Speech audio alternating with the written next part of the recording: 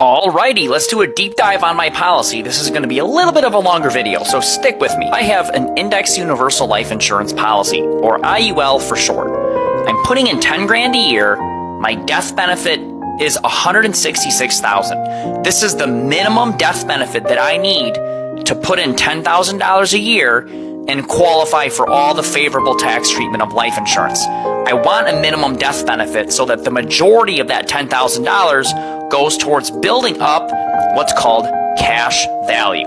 The cash value is essentially like equity that I'm building inside my own death benefit. I'm basically overpaying for the base cost of insurance. Those overpayments are then invested by the insurance company and the profits shared with me. Since this all occurs inside a life insurance policy, not an investment account or a qualified retirement account, I can access my cash value completely tax-free at any age without penalty. In Section 7702 and the Internal Revenue Code, if life insurance is structured correctly, it qualifies for favorable tax treatment. They're projecting I'll average a 6% return on my money. As you can see, I don't have complete access to all of my money. The first year I put in 10 grand and I have access to 5,700 bucks. But by the time I'm in year 5, I've paid in 50,000 and I already have access to a little bit more than what I've paid in.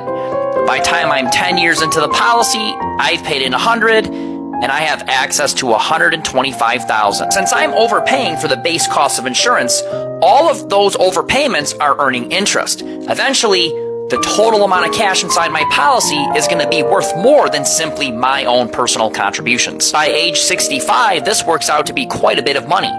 I've only paid in $340,000 of my own money, but my policy is projected to have about $1.3 million in cash value, assuming a 6% return. My death benefit, $1.5 million. To get income from the policy, I'm not actually withdrawing from my $1.3 million. I'm leaving it all inside my policy and borrowing against it, getting a loan directly from the insurance company.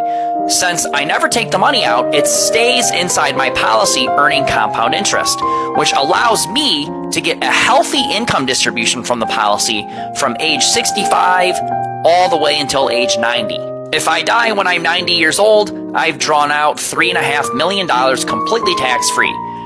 Now, these are all loans against my policy, so my death benefit pays out, wiping out the loans free and clear, and there's $922,000 left over after all these $3.5 million loans have been canceled.